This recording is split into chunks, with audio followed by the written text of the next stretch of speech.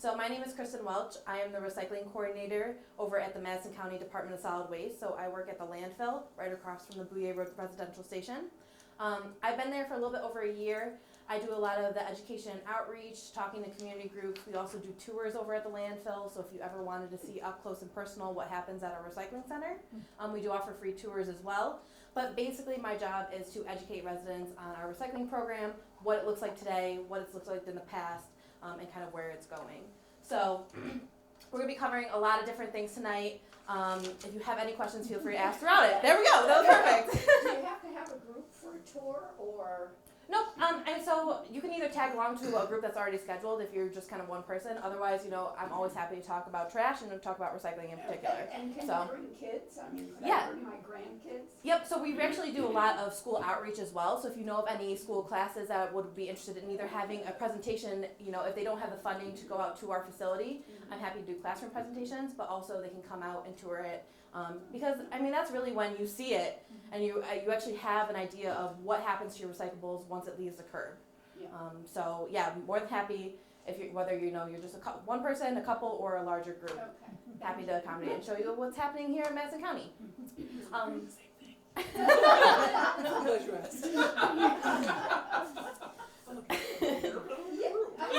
this year's really exciting in particular because it's our 30th year of recycling in Madison County. So we started our recycling program back in 1990. Madison County was actually pretty progressive for its time. We started a mandatory recycling program 2 years before it was a statewide requirement. So we started in 1990. This year is our 30th year celebration. I'll kind of go into a little bit later on about what we're doing to celebrate that huge milestone. But we're really excited about it, so we have a lot to share with you guys tonight.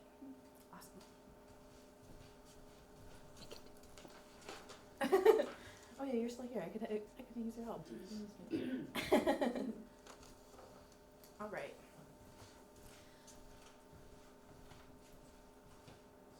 So before I start going into, the do's and the don'ts, I want to give you just a brief background about where the recycling industry is today, because that's playing a large part in what we're seeing of what can actually go in your recycling bin and what shouldn't. So up here, I kind of have three main things. These are certainly not all the reasons about where our recycling world is today, but they are large contributors to it. So the first one you'll see is changes in global recycling markets. How many of you have heard something in the news about us and China? Oh, yeah. Yeah. So what we were sending over to China in the past was not fully recyclable. A lot of it was actually garbage. And China a couple years ago said, hold on, we don't want your trash. We actually want your recyclables, and what you're sending us isn't that. So to be fair, if I was under the expectation that I was getting recycling too, I would be like, wait, hold on. We're not here just to handle your garbage. So China put a stop on importing a lot of recyclables, and now we have a lot of this material, a lot of North American markets that were shipping it over there has nowhere to go. So you're seeing a lot of stagnant material, and the prices in that dropping as well. Leads us to our second one, increasing program costs. So a lot of people might be under the impression that recycling makes a lot of money. It costs a lot of money to manage. It's a great program to have. Obviously, I want to recycle as much as I can, but it does cost a lot of money. And when you're seeing these markets that are starting to crash, that might not have as much of a stable place for these, your paper, your plastic containers to go, that's reflected in your program costs. So a lot of our programs are costing more money to manage now, and our job is to, how do we keep recycling, but keep our costs as low as possible so that it's not being reflected onto you guys. Our recycling program is completely covered through our tipping fees, so we don't have any money from tax dollars in Madison County coming to our program. It's all in what our residents pay to dispose of garbage. And that's a couple different ways to do that. So whether you have a hauler that you pay to come pick up your garbage directly from your curb. How many of you have curbside pickup? Or if you pay your garbage over at our landfill or transfer station where you're dropping it off and then you're paying, by volume or by the weight, depending on what option you go with. So those tipping fees, what it costs to dispose of waste here in Madison County, that's funding our recycling program. And then lastly, confusing messaging. So how many of you have seen those numbers 1 through 7 in the recycling symbol? That chasing arrow symbol was put on there by manufacturers. So that was really put on there by the people making the products to identify what type of plastic resin is used in that plastic bottle, plastic container, whatever it is. It was not put on there by the recycling industry, but it's become largely associated with it being the recycling symbol, and now everyone goes, well, it has a number 3 on it, I can put it in the bin. We're moving away from those numbers because it's very confusing. Not all number 1s or 2s can be recycled effectively or efficiently. And so now we're trying to be honest with our residents and say, hey, here's what's actually recyclable in our program.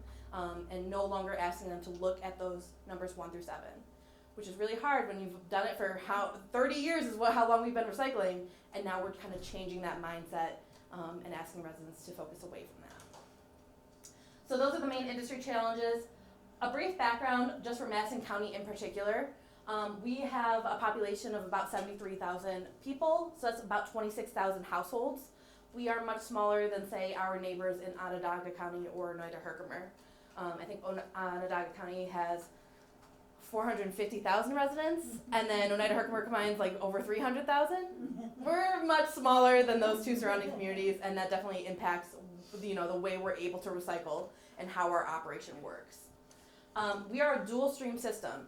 So does everyone here live in Madison County? This is my first question, because we are very close to the Oneida County border. Yeah. And then, does anyone have the haulers, Syracuse haulers or Burt Adams? Anyone here? I only mention that because those two haulers, they actually do not take their recyclables to our facility over on Bouillet Road. They take it out of county. So we have a flow control law for waste, for your garbage, where anything generated within the county has to come to our landfill, but that's not the same for recyclables. So Syracuse haulers and Burt Adams, they are actually a single stream system, meaning they put all the recyclables into one bin, which is why you might see a green tote that has Syracuse haulers on it and it's only one instead of having a 2-bin system. But it can be very confusing for residents who might see their neighbor using one bin and you're operating under a dual stream. So Madison County is a dual stream system. That means we use 2 recycling bins. Basically what we do is we put paper and cardboard all into one bin, and then your plastic, metal, and glass containers into a second bin. So really keeping that paper and cardboard separate from your containers. And I'll get into a little bit more about what specific items goes into those 2 bins. But for a lot of people, you might see a lot of other places, a lot of other communities using a single stream. Again, we're such a small community, and over at our recycling center, we actually have 2 bays, so the paper goes into one side and your containers go to another. It's very costly to switch over to single stream, and we're able to do it because we're a smaller community. We handle about over 4,000 tons of recyclables a year, whereas we handle between 50 and 60,000 tons of garbage. So we are mostly hand sorting facility where people are picking through, making sure that the right materials are in there, which is why it's so important to put the right thing in your recycling bin, because someone else is actually physically picking through that and sorting it into the correct stream. That's different than Syracuse or Oneida Herkimer, who uses a lot of technology involved in their process. They might have optical scanners and different types of machinery that they have involved, but we're mostly hand picking and making sure it's going into the right bin. Everyone with me so far? I talk fast. I got a lot to say. All right, so now we'll kind of go into our general program. So last year what we did was kind of a program update. So we really kind of rebranded, did this Rethink Waste in Madison County, just to kind of give it a new look and to educate our residents and say, hey, here's actually our new program guidelines, and here are our new resources. So we try to condense everything, make it a little bit more user-friendly to find program information depending on what you were looking for. So you'll see a lot of these imaging, whether it's in our recycling guide or magnet or on this poster right here. You see the 2 bins, one for paper and cardboard, the second one for your containers. The paper and cardboard bin, paper is usually pretty easy. I'm a visual learner, so I brought in some examples today just so that you can see exactly what I'm talking about when I'm saying these things. Because these pictures are nice, but unless you have like a physical example in front of you, you might be left wondering. Paper and cardboard is pretty straightforward, but there are some exceptions. Yes. What about receipts? Yeah. Receipts? So certain receipts do have like a certain makeup to it, so just put those in the trash. I have heard different things about those as well. Yeah. But for the most part, What about like gift wrap? Yeah, so there's a couple different layers of that one. If it's non-metallic gift wrap and it's mostly paper, that is recyclable. But the gift wrap that has that foil almost, or that crinkly like plastic, but it's not really plastic, that's trash. So if it's the paper non-metallic ones, you're good to go. Shiny is trash, not shiny recycle. There are some glossy papers, but yeah, so for the most part, that is the guideline for it. I know, and that's where it gets like, where do I draw the line? How, unless I have a picture of it in front of me, sometimes I'm like, you just email me a picture. I got my email on that brochure, it comes to me anyway, send me a couple pictures and we're good to go. But yeah, so non-metallic paper gift wrap is recyclable. As long as it doesn't have any glitter or ribbons, extra like that foil to it, we really want to keep the paper and cardboard stream as clean as possible. So that's where it's really important to just have that paper content to it. Same with like the gift bags, those paper gift bags, if it has that kind of rope handle to it, those are recyclable as well. Again, just avoiding all that glitter, you know, whether it has a bunch of like ribbons or plastic material in it. What about the tissue paper? So tissue paper is trash. That's because it's kind of made out of recycled paper, so at that point it's short in fibers.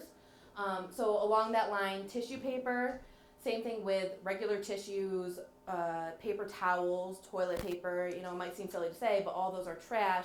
Again, they have shortened paper fibers, and usually once you're done using those certain things, they're not really clean. So we don't really want that in the stream. But tissue paper is garbage But the for us. tube that they're on is. That is cardboard, so that's recyclable. And I do have an example of that as well. So let me pull out a couple of like paper things. Your regular newspapers, you're good to put this into your recycling bin. Same thing with, you know, your junk mail, envelopes, magazines, even the glossy magazines, you're good to. What about the junk mail with the plastic? Don't worry about that plastic window, you can still put it in with the recycling. Yep. Oh, pizza boxes. So pizza boxes is twofold. If you're doing pizza boxes that are takeout, like from a pizzeria, as long as it's not super greasy and you don't have any pizza left over in it, you can put that in with your recycling. If it is greasy, you know, you can rip it in half, throw the greasy side out, recycle that. But if it's a frozen pizza box, you guys are getting ahead of me. So if it's a frozen pizza box, something that's meant to go into your fridge or your freezer, so anything like a waffle box, a butter container box, you know, those soda cartons or the beer carton carriers that are meant to pop right into the fridge. These have a plastic coating to it so it doesn't break down in the freezer. Think about it, if this is sitting there for several months, you might not get around to it. Has that condensation around it, that freezer burn sometimes. It's meant so it doesn't break down. So these have that plastic materials in it and it's trash. What if it says 100% recyclable? So Okay. that is where it is very tricky because manufacturers will put on certain labels that make it very hard for the recycling industry to properly educate. In that case, I say do not go with the labeling on the packaging. Listen to your local, you know, recycler because they're the ones who's actually handling that material. But I agree with you. I have seen it on materials that should not have that label on there. And it's really a push for manufacturers to be more responsible in how they're labeling certain items so that the consumer doesn't have a hard time. Well, the packaging says this, but, you know, the recycling coordinator says this, and I'm saying this. What do you do? So, you know, these are general guidelines. There are going to be certain kind of quirky items that you might not know what to do with. I'm always happy to answer the questions to the best of my ability. Again, that's where kind of like an image or an example of that material helps. So that's what I was wondering, like about the pasta boxes. They also have like little windows. Do you, like I usually tear up the plastic and throw it away and then recycle the box, or do it? Like this one? Yeah. You know, if it's easy to remove, this one's a little tricky. Yeah. This one's like within the sides of it. If you can remove it, rip it off, throw that plastic out, and then you're good to recycle this and with your paper and cardboard. So she's just talking about the plastic film window that's right here. Yeah, but isn't the rest of the box coated? Right, that's what I was going. Well, pasta, so this is for your frozen and refrigerated boxes right here. Uh-huh. But your dry cabinet food boxes, like your pasta, is good to be recycled because that's not meant to sit in your fridge or freezer.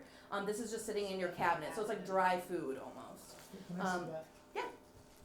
So don't pay attention to the glossiness of it because that's a printing. That's not the indicator of the plastic.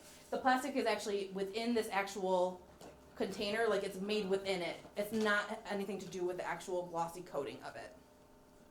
So your dry food boxes, you know, like if you have pasta boxes. So there's no way to tell by looking at the box. Exactly. So it's really where it's going in your kitchen. So if it's going in the fridge or the freezer, then if it's meant to sit there, it's trash because of what it's made out of. But if it goes into your cabinet, then it's good to be recycled because it's just cardboard. So pasta boxes, if you have like, this is a Ritz cracker box, but maybe you have a brownie mix, cookie mixes, all those boxes, those just go into your pantry. They don't go into your fridge or freezer, so you're good to recycle these.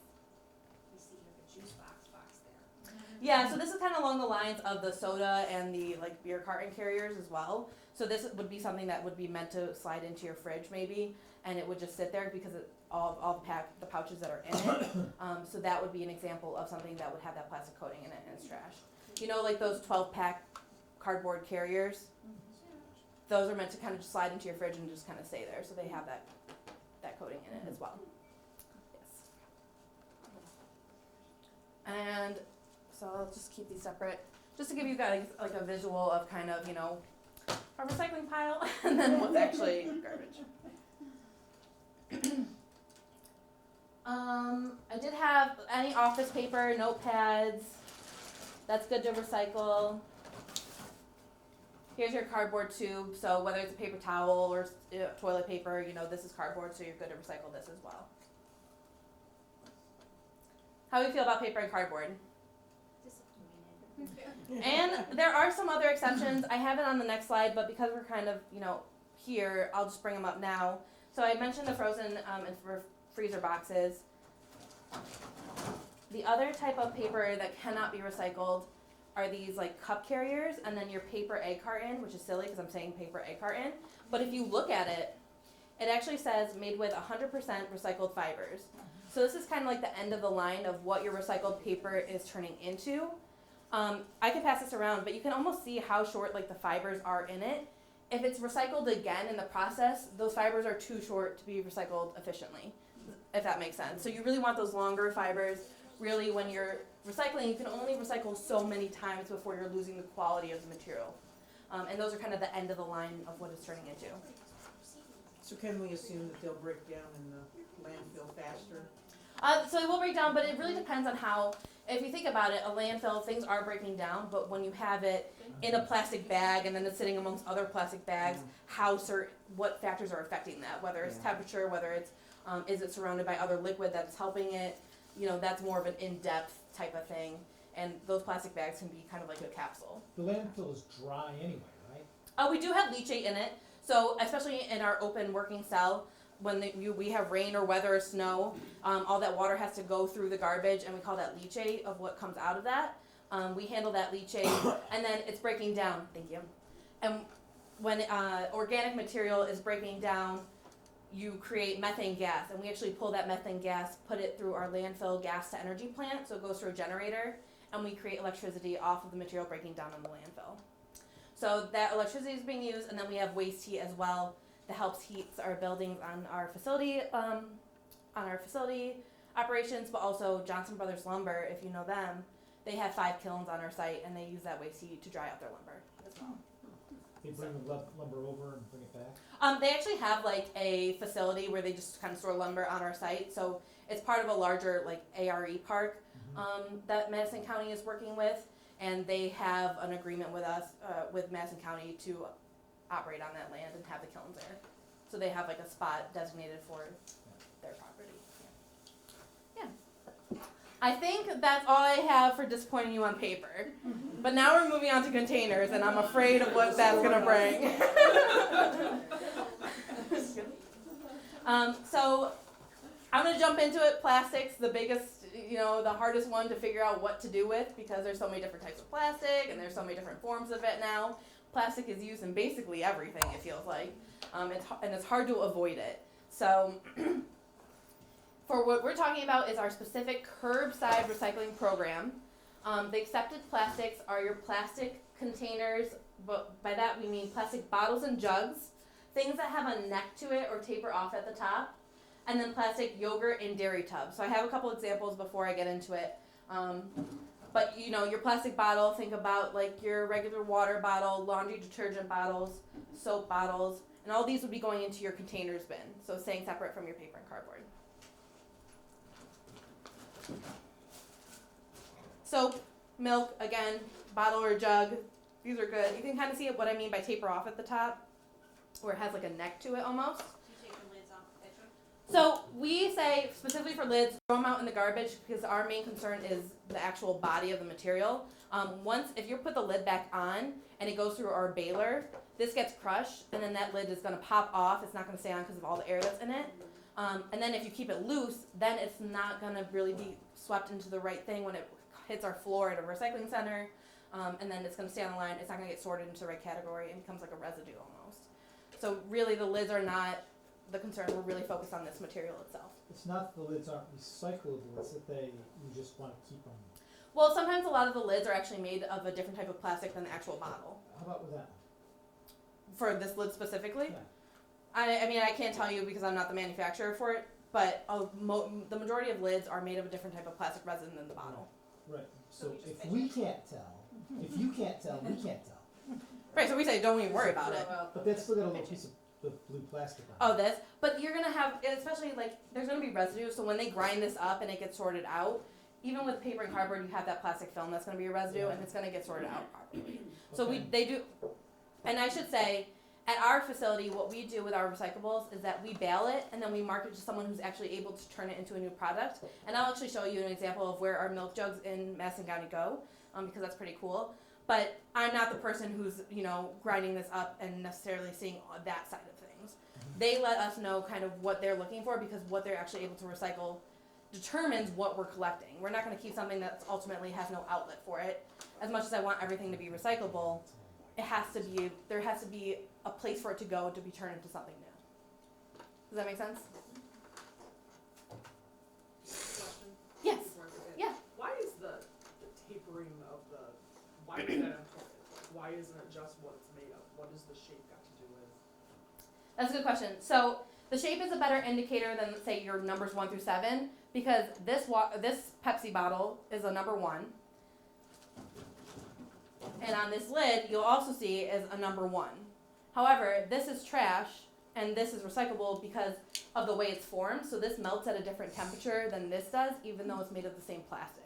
So it's that process again of what you can do with recycling technology and where it is today, of how you can transform this into a new recyclable. It's the way it's formed. I can't think of the exact word. I think it's like thermoforming for plastics, but it melts at a different temperature, making it different. Even though it's the same type of plastic, the way it's made is So the different. numbers tell you the type of plastic. Exactly. It refers to the plastic resin. So milk jugs are HDPE, high density polyethylene. I cannot tell you every single resin code off the top of my memory. I know that this is PET, but sometimes I'm not always great at what the acronym stands for.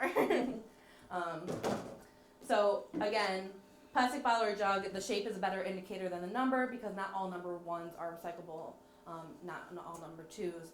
But for the most part, the shape is going to give you a better indicator. And I know it sounds crazy. That sounds like such a weird thing. Number 1s are recyclable? Yes. So again, this lid has a 1 on it, but the way it's formed, it melts at a different temperature than this soda bottle, even though they're both 1s. One would have thought that the 1 meant you could recycle it. I agree.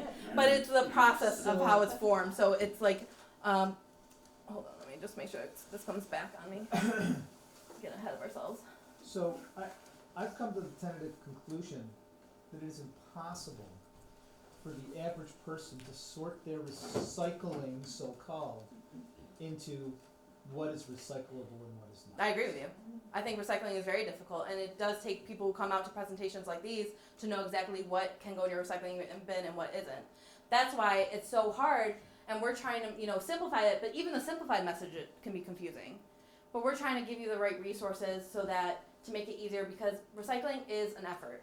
It's not the easy route to take. It's easier to throw it in the garbage, and we're trying to make it as simple as possible for the consumer to recycle properly. We, meaning Madison County, because there's a bunch of things you could do at the federal level to make this a lot easier. Yeah, and ultimately we really would like to see unified messaging, because I think that's where it gets confusing when you go from one community to another and you see maybe, I'm skipping around, bear with me a little bit. This is a gable top carton. This is not recyclable in Madison County, but it is in Onondaga. And that's because by the time it takes us to collect enough for us to have a bale, a truckload to be shipped off, so that's like 36 bales usually. By the time we get enough material, this for our small population, usually, you know, these aren't always cleaned out properly. It's going to get moldy, and then you're going to contaminate the load that it's in. So it's going to take a really long time for us to store it, and then the quality that you're getting at the end is not the same. But Onondaga, they accumulate so much, and they have a market for it that they're able to recycle it. Do you have a document that says what's recyclable and what's not in Madison County? Yes. Yep. I'll go a little bit over our resources at the end and kind of show you some different avenues that we have, because we have some printed resources, but we also have some online ones for more specific, unique Okay. information. Yep. I lost my train of thought, and let's see. Does Yes. it have like a little UPC scanner, so you can just scan it and be like, nope, not recyclable? It's interesting because they are working on more unified labeling. So this actually is not recyclable, but not recyclable in curbside recycling. But there's this new how to recycle code that is actually doing a pretty decent job of identifying through several communities of what is and is not recyclable. But you can see it says recycle if clean and dry, and then it says store drop off for plastic wrap. So you might see this code on several different items. They're working with a lot of brands to have it. So this, while you can't recycle this in your curbside bin, you can take this to a grocery store, and where you put your plastic films and bags, you can recycle it there. So this, along with your plastic bags and your air pillows, so you know, your bubble wrap, all these can be recycled at store drop-offs, and they might have that how to recycle symbol on it. So that's one way that they're trying to unify the messaging, making it a little bit more cohesive and easier to understand, or at least giving you a guideline of saying, sometimes it says, you know, check with your local. Will the store still Coordinator. have the drop-offs if we don't have plastic bags? Yes, anymore? so actually part of, starting March 1st, some of you may have heard, let me put this down first. So starting March 1st, there's going to be the plastic bag ban going into effect. So grocery stores will no longer be handing out plastic bags with your groceries. And that's actually for more than just grocery stores. It's for any store required to collect a sales tax. So whether that's a clothing store or whatnot, they're really going to be encouraging reusable bags. So you're going to be seeing paper bags more often than not, or them pushing their own reusable bags. Which is why I brought some reusable bags tonight for you to take. Wait, they can still hand out paper bags? They can what? They can still use paper bags? Yes. Yep. So they'll have either paper bags accessible or reusable bags. Some stores might be putting a 5-cent tax on that paper bag if you get it. Walmart's 10 cents. Yeah. So our county, Madison County as a whole, opted out of requiring that 5 cents paper bag fee, but certain individual stores can implement it. So paper bags will be accessible. Part of that. But the stores will still be collecting that plastic film recycling drop-off center. Usually near the 5-cent deposit bottles is where it's usually located. They'll still have that accessible. That was written into the law. That will still be available for residents to use to recycle plastic film. Because it's more than just your grocery bags. It's your plastic wrap. There's a handy flyer over here. It's your produce bags, your bread bags, any product overwrap, bubble wrap, even Ziploc bags if they were clean and dry. Those can go back in that plastic film recycling box at the stores. What about like frozen vegetable packages, if they're clean? Those are trash. That's where again that frozen packaging comes into play. Okay. Yep. So that's a couple examples of some plastic film. Because we're on it, so we have our plastic bottles and jugs, and then plastic dairy tubs. So things like your yogurt containers, your cottage cheese containers, cream cheese containers. These are recyclable. Throw the lids out. Again, those lids are made of a different type of plastic usually, and they don't stay in the bale, or it's hard to keep it within it. Ones where you peel. That foil, Yeah. Just or throw like, those out. Or like the, you know, they come in two, like the flip ones. I'm trying to think of the image in my head. Like the Chobani flips. Oh, and then you have, yes, you can recycle those. Those are Because they might have like the topping in one side or whatever, and then you Yeah, can mix yeah, it, yeah. yes. Okay. So it's still like a dairy container, you're good to recycle those. So let me put this on our recycling side. Yeah. I had my rule. It was if it's a wide top, it's not recyclable, but if it's a narrow top, Unless it it's is. yogurt. What do you mean by wide top and narrow top? Your The Dunkin' Donuts cup wasn't recyclable because there's a wide top, but all those narrow tops do, but then you just put those yogurt things in. Yeah, so these are like your yogurt and dairy tub containers. So I Yeah. guess I'm changing up your rules tonight. No, they're not my rules. There clearly are no rules. So everyone at the end of this is going to go home and basically do a waste audit and kind of sort through and say, okay, well, here's what's actually different. Again, I think it seems like there's a lot of program changes of what we're telling residents, but right now we're actually just being really transparent and saying, hey, here's what's actually recyclable and here's what's going into landfill. You can put it in the recycling bin, and you can put this, this Dunkin' Donuts cup, you can put it in the recycling bin, but we call that wish cycling. So that's when you put something that's non-recyclable in this bin, and then you're like, yeah, it's plastic, it's somehow, some way it's going to be recycled. Well, at our facility, someone has to sort through this. It's ultimately going to go into the landfill, and so now we're just saying, hey, if you don't want this to go into the garbage, here are some ways that you can change that. Here's how we can push manufacturers to be more responsible in their product packaging. Purchasing power is a huge thing, but here's where we are currently. And that's not to say things might change again in a couple years. You should always check back in. Nothing ever stays the same, and that goes for recycling as well.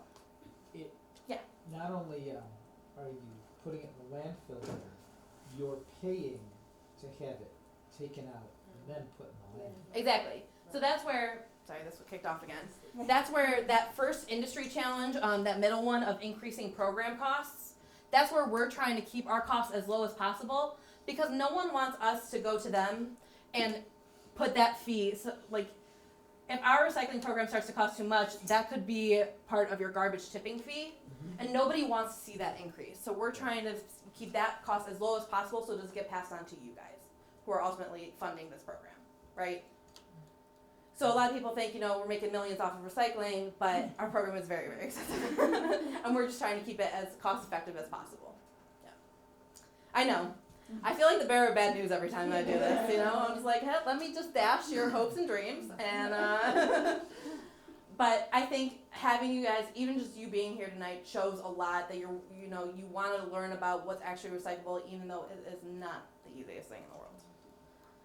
A couple of other plastics that are not recyclable, just to keep the ball rolling, is this plastic egg container. Again, the same type of plastic that's used to make this cup, a different process for the recycling, so these are trash as well. And the styrofoam bags are trash. Yes, any egg carton, actually, to keep it simple, is trash. Styrofoam, we don't accept any styrofoam in our curbside recycling bin. We do have a special styrofoam program for bulky styrofoam packaging. Say you get like a new TV, that styrofoam that comes around that. You can bring it over to our Bouye Road residential station. We'll recycle it. We have a styrofoam densifier next to our recycling center. Basically grinds up the styrofoam. It can't do it for this. It's not food grade styrofoam. It's only that bulky packaging. But it goes through the densifier, grinds it up. Almost comes out like a cement block, but much lighter. And then it gets recycled into like picture frame moldings, the inner part of that, and other things. So that is a unique recycling program. But again, styrofoam should not be going into your curbside recycling bin. Same thing, styrofoam cup, plastic lid, trash. We call these clamshell containers, but they're like your berry container. We just call them clamshell because it kind of opens up like a clam. These are also trash, so that's where if you see on the next slide, it will say clamshell containers, also on our recycling guide. That's what we mean by that. Were they at one point recyclable? So that's where the messaging was getting really confusing, and the recycling industry as a whole, when we were doing recycling for so long, we started to get lax and we were wish cycling our own materials. It wasn't just the residents. We were telling them, but we were not saying exactly what is recyclable and what is not. And so this number doesn't mean anything at all. It's only for manufacturers. Sorry, I broke that. the start. That's okay. And yeah, it's for manufacturers to identify the plastic resin used. But again, that's a number one. This is a number one. This is a number one. And yet you have different ways that That's ways it's actually a formed. 6. This is a 1. Ooh, okay, yeah. But that's a 6. Mhm. But, so 1 means absolutely nothing. Yes. Do not pay attention to the numbers. Okay? Yeah. You can basically tell by like the thickness of the plastic. Yeah, you can almost see like the crinkly kind of plastic. How flexible it is. Yeah, and that's not to say for everything, because I will say certain water bottles, companies might use less plastic, so they're a little bit less sturdy.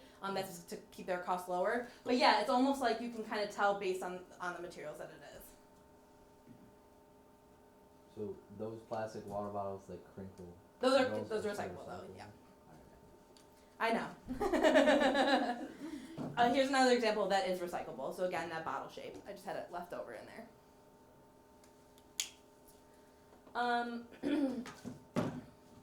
Peanut butter jars, mayonnaise jars, these are recyclable as well. It still kind of has like that neck to it. Peanut butter jars, just make sure they're clean. Obviously, it's such a hassle. I usually just fill it up with water, put a couple drops of soap, and I leave it. And I just let it do it for Like sparkling clean or? No, just mostly we don't want super food globs on it, because if you think about it, it's going to get dumped on our recycling center floor. Depending on if we have a lot of material at the time, it might be sitting there for a couple of days. We just don't want to attract like odors or rodents. And then you want to keep the material as clean as possible for when it goes to the next stage. Yeah. So just kind of keep creating They don't have to clean. run to the dishwasher. No. At that point, then it's like, well, how much water am I consuming to recycle it, right? Yeah, yeah. So there's a trade-off to everything. Yeah. But again, even if you have dirt, like you're cleaning dishes one night and that leftover water, scoop it up, put a couple drops of water in, so you're not using, clean water straight from the faucet type thing. Bubble wrap can go back to the grocery store with your films. Just another example I had in there. Any type of black plastic is also trash. So when this goes to the next place to be sorted for different types of plastics that they're sorting out, the optical scanners can't read this black plastic. So it actually becomes a residue in with all the other non-recyclable plastics as well. So if it's a black plastic, it's trash. Think of like, that Folgers cup, that red cup, but it has that black lid. That black lid would be trash, but the Folgers jar can be recycled. Is it because it's black? It's because of the way the optical scanners that are reading it. It is actually because it's black, not Yes. because it's the wrong material. It's the actual color code that it can't read for the optical scanners. But the white ones? If it's Tupperware, it's still trash though, because are you talking about like a regular Yeah, what about the lids to those takeouts? trash? All of it? Again, focus on that core. Let's get these ones, and these are the main materials that they're collecting, and then everything else is unfortunately garbage. I think that's it for what I have for plastics. The other ones are fairly simple. We're not rocking the boat too much. You could still recycle your metal containers, so think of like your food containers, soda cans. These are recyclable. Even the lids for that, you could put the lid in it and then kind of almost crush it a little bit so the lid doesn't fall out. But we have a magnet that will pick that up at our facility. Aluminum foil, and then your glass containers, whether it's a bottle or a food jar, you can recycle these as well. What about the lid to that? Yep. 'Cause they're usually It's metal, yes. Yep. So the metal, Yeah, just keep it separate. You don't want it to be a part of, like, screwed on tightly to the glass jar, because it will go into a separate stream ultimately than the glass itself. What Yeah. if the glass is broken? Yep, that's a really good question. So if the glass is broken, we say throw it out, because again, now that's a safety risk for our workers at our recycling center. If there's broken glass on the floor and they are sorting through it and they don't see it, we do obviously wear, gloves and safety gear. But if it's broken glass, we say wrap it up and then throw it in the garbage, because we don't want it to become a hazard at our facility. And that's the same thing with any other kind of like sharps material. So if you have any needles, don't put it in a recyclable bottle and put it in your recycling bin. Keep it completely separate.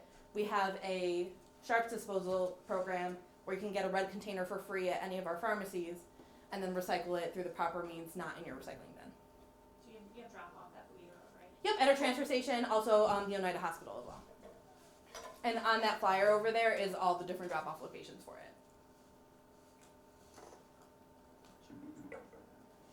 All right.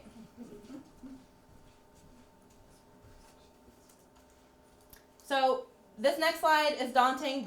We've kind of gone through a lot of this at this point. This is everything that should not go into your curbside recycling bin. There are some exceptions. I already pointed some of these out. So plastic film and bags, that's in red because that used to be part of our recycling program. You used to be able to put that in your curbside recycling bin. But Empty plastic bags, they get mixed in with your containers that might have food residue and whatnot. Now they're contaminated. We don't collect it quick enough, so it's being stored outside where it gets dirty. The best way to recycle that is to bring it back to a store. So there is a special program, that's the blue asterisk on it next to it. Bring it back to that grocery store plastic film drop off. We covered a lot of these. Pots and pans are more like scrap metal, so you can take that to a transfer station, and then you can recycle it as scrap metal there.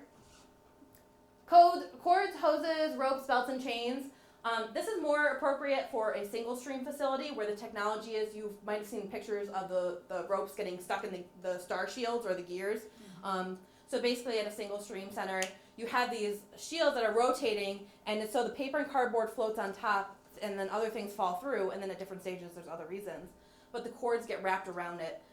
So we still don't want to see that at our facility because it's not recyclable. So those are still trash. Clothing and other textiles also used to be able to put in the bin, but again, you're mixing it with your other containers, it's going in a recycling truck, it's not the cleanest, that bag might break open with your clothing in it, so you want to keep that as clean as possible. Now there's so many different clothing drop-off locations in the neighborhood that there's one close by, and that's a better outlet for your, used clothing that you want to recycle as well. What about clothing or textiles that aren't clothing? So those can also, like Rescue Mission, they will take clothing and other textiles there, even if there's a couple of holes in it or missing a couple buttons, you can recycle it or bring it to them for them to handle. There's one other thing I wanted to mention. Let me just try to remember. It'll come to me. I'm not gonna say you're gonna waste your time. So same thing, like glasses, when we're talking about, or glass bottles and jars, like really your food, we're not talking about windows or drinking glasses. Obviously there's a better, recycling isn't the first thing that you want to do. You want to be able to reduce, first of all, the waste you're creating, and then reuse it or donate it, and then recycle before it goes into a landfill. So we recognize that there are other things that you can do with these materials before they go into the waste stream. Electronics. So electronics shouldn't go in your garbage or your recycling. It's covered by law. Okay, so 1 minute. I just want to finish my thought. So electronics, we have an e-waste program, Lojo Technology, right here in Oneida for you guys, very convenient.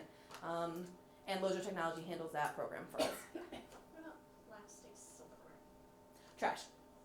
Same with like plastic flower pots, those are trash too. I just saw that one. And plastic straws, yes, those are trash. Where do I send my fluorescent light bulbs? So you can bring those to a transfer station, one of our transfer stations, and we'll recycle them there. Okay. And there's different kinds of batteries. Yes. Any battery we'll take it at our transfer station. So we're not going to tell residents to designate between rechargeable and alkaline. We'll do that sorting for you guys. Okay. Yep. So you can bring batteries, household batteries, to our transfer stations as well for recycling. Okay. Also, there's a collection drop-off over at the Oneida City Clerk's office. So they have a battery drop-off there. And I think that's it for this slide. I just want to get into a couple of our special programs.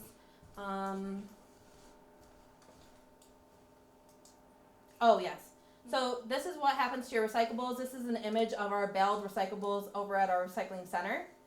So this is a plastic containers bale specifically. On the floor, you can kind of see all the lids that popped out. So that's why we're not saying, don't put those caps or lids in separately, because they usually don't stay as part of the bale. The plastic bales are double wrapped more so than the metal ones, because those have an easier time of staying together. Let me see if I can get this to play.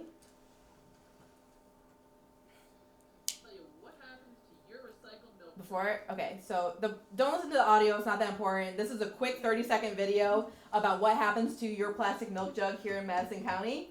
So Brezesta over at Trigon Plastics, they're based out of Pennsylvania. Madison County is very fortunate. We have a lot of domestic partnerships, so we're keeping our recyclables local. That's not to say that they don't go out of the country, because I think our paper is going to Canada right now. But we do try to keep them local, so they're not, going over to the Asian markets and whatnot. So this is going to show you a quick rundown of plastic milk bottles. You see them all come in. They sift through it. They separate out the plastic milk from the rest of your materials. There he is. We did not make this video. They grind it up and they're gonna clean it off so those labels come off because you don't want those paper labels in there. Now you have these plastic pellets, and they actually melt it down and run through it so it becomes plastic lumber. So your plastic bottles are turning into high-end like outdoor furniture over in Pennsylvania. Now there's the catch of this plastic chair is not going to be recyclable after, particularly because we can't fit a chair through our recycling center. But it's one way that your material is being reused and recycled. Wait, the only reason you can't do it is because of the size? No, I mean if you think about it, like how do you grind up a chair? Is that you'd have to like saw it up into different pieces. I mean, that is not my expertise. But that's an easily surmountable problem. It's not a materials problem. But there's still like bulky rigid plastics that we can't do. So like we don't do plastic litter buckets and all of that because of how it's set up. Okay. I thought you couldn't re-recycle. What do you mean? Like if it's already been recycled, you don't put it in the recycling. So are you talking about like for the paper fibers of the egg carton type of thing? Yeah. So there's a limit of how many times you can recycle it. It doesn't mean one recycling time and you're done. Paper, you can run through it a couple of times before you get to that shortened fiber quality. Yeah. That is not the slide I wanted. Sorry. So when you're talking about resources that we have available, again, we have our printed resources over on that table. But also, we've just recently reorganized our website. So we try to make it easy that you can find all the program information you want, whether it's recycling, electronic waste, household hazardous waste, special programs. There's even sharps here, what to do with expired or unused medications, and then a couple of other things as well. But if you're not sure of an item, we have this search tool where we have tried to populate it so it has over 300 items listed, and it's growing every month. So residents can type in the name of an item. Does anyone have an example that they want to try out? It could be anything. I've had trampoline before. Shampoo bottles. Shampoo. So what it does is it might populate to be more of a general thing, but you can click on like plastic soap bottle and you can see an image of it and kind of get an idea for if it's recyclable. So it will tell you recycling collection, recycling drop off at our transfer stations, must be empty, clean, and dry. Plastic caps go in the garbage. An example of something, let's say it's more of a unique item, like Food packet sauces. I think I feel like I've seen that before. Food packet.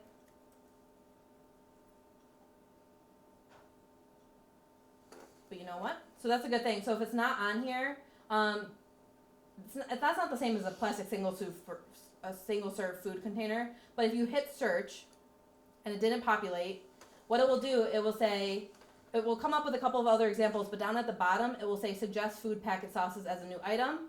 That comes to me and I add it to the database for the next time someone searches it. But those are trash as well. You're talking about like mini like ketchup things. Yes, those are trash. That plastic is not like a rigid plastic. It's kind of a plastic film and those go in the garbage. So this is a handy new search tool and that you can use as a reference for different items as well.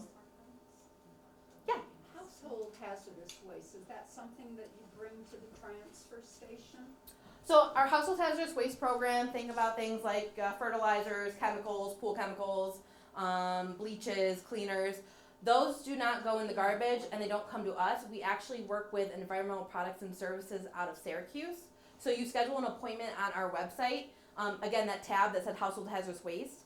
You fill out a form, guesstimating, you don't have to weigh anything. Just say about approximately how many bottles or gallons that you have. We cover up to 20 liquid gallons and 30 solid pounds for free under this program.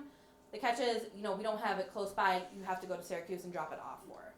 But we do provide that as a free service for our residents, along with a free electronic waste recycling program for residential waste. Yeah. What about like empty, like bleach bottles? Yeah. I So mean, is that still considered hazardous waste? So there's a couple things, like if it was motor oil and there was motor oil in it, that would be garbage. But if you have something like, say, an aerosol can that had a hairspray or something in it, then it's empty. You can recycle that. So really, if you're talking about like if it was chemical and it could be a hazard to the safety of our workers of who might come in contact with that, because you don't always know if there's extra liquid or something in there, go by that. What about, I'm sorry, what about an old, gasoline plastic Trash. that's trash, yeah. okay. Tin foil. Yep, aluminum foil you can recycle. So I kind of balled it up here. As long as it's clean, you don't want any like food residue in it. A little's fine, but you don't want it to be like food actually within this. I don't want to see a whole sandwich at the recycling center. That's not the lunch I'm looking for. So you used your pinch in your washing machine and it's empty, trash or recycle or hazardous? Recycling. Recycling. Yep. So just as, if it's Just normal, empty just. bottle. Hazardous is if you had actual chemicals left over. So it's not for the empty bottles themselves. It's only if you had like, you know, a couple ounces of oil-based paint or something that you can't dry up and put it in the garbage for. Yeah. Yep. And then the other main thing I wanted to mention, specifically about our recycling program, sorry to kind of go back and forth, the other main change that we made this last year is keeping everything loose in your recycling bin. So not using plastic bags to hold your recyclables. That's because, you know, again, someone at our recycling center has to break open those bags, and you don't always know what's in those bags, and then that bag is just a waste. So why are you spending money on a plastic bag when it's just going to go into the garbage? So keeping everything loose in your 2 bins. And if you're worried about windy days, don't worry so much about paper getting wet. We live in New York. We know that's a factor that could happen. You know, we have snow, rain, sleet, hail all in one day. We get it. You can always stack your heavier container on top of the paper. It helps weigh it down, keeps it from blowing all over the place, and keeps it a little bit drier. So Are those new bins available? I brought some bins, so if you'd like a bin or 2 tonight, if you need one, I did bring them in. And you would be helping me out because I don't have to carry them back to the car. But I'm so excited. if you do need, I don't know if I have enough for everyone, but if you do need a second bin later on, I dropped some off at, the Oneida City clerk's office, and then at our transfer stations they're available as well. So we're in the process of ordering even more bins, making sure residents have that accessible to do the 2 bin recycling process correctly. So yes, feel free to take a bin on your way out. I'm so excited. I want to just, I won't take up too much more of your time. I just want to quickly wrap up. This is our 30th year of recycling. Here, we're really excited. We have a school competition that we just launched a couple weeks ago. So if you are a K through 12 student who lives in Madison County, you can participate in the student competition. Basically, it's open until May 3rd. We'll announce winners on Earth Day. This year is the 50th year of Earth Day, April 22nd. But basically, to submit it, all of our information is on our website at the Rethink Waste Challenge. I left a flyer out on the table if you'd like one as well. But you submit either a piece of artwork made out of mostly recyclable materials. You can obviously use paint and other things, but really figuring out what's recyclable and what's not, which now you all have a great foundation in. Or you can submit a video on, you know, reusing, recycling, any type of way that you're rethinking waste in our community as well. So that competition is running. And then on May 30th, in a couple months from now, we're going to be having a 30-year recycling celebration on Bouyer Road. So we'll be providing tours of our recycling center open to the public on a Saturday, if you can't make it during the week. And then we're going to have more details to follow. So follow our Facebook page. We'll have program updates on there. It's Madison County Solid Waste and Recycling. And I believe there is one, if not 2 more slides. Just some other upcoming events that we have.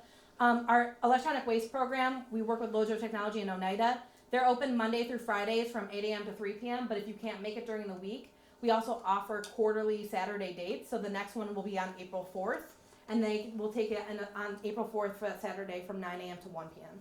So as if you can't make it during the week, they offer one Saturday every couple of months. We also have an Earth Day document shredding event on April 25th. So that will be if you have any confidential documents that you need shredding, we'll offer a free service over at our Bouyer Road residential station as well. And that will be from 8 a.m. to 11, and we'll have another one in the fall, but that will be in Hamilton, so not as close for you guys. On the shredding, is that something where they limit the amount you can bring? We do limit it to a couple of boxes. That's just so, What size boxes? you know, like the bank boxes that you get. Okay. Yeah. That kind of thing. Yep. Yeah. Yeah, it's just because the truck is limited in how much space it can handle, but we want to make sure that we have enough for our residents. We don't accept any business waste at that event. We're really focusing on this as a service to our residents. Yep. So all those events are on a handout over there that kind of has a 2020 calendar. Here is my contact information. So if you have any questions coming up, that is my email. That is my direct line number. If you have questions, please feel free to reach out. I completely understand that it's not always easy to know what is and is not recyclable, and I really appreciate you guys coming out tonight to take the time to listen to me talk trash, but more importantly, talk recycling. Thank you. Thank you. Happy to answer any questions. Recycling bins on your way out.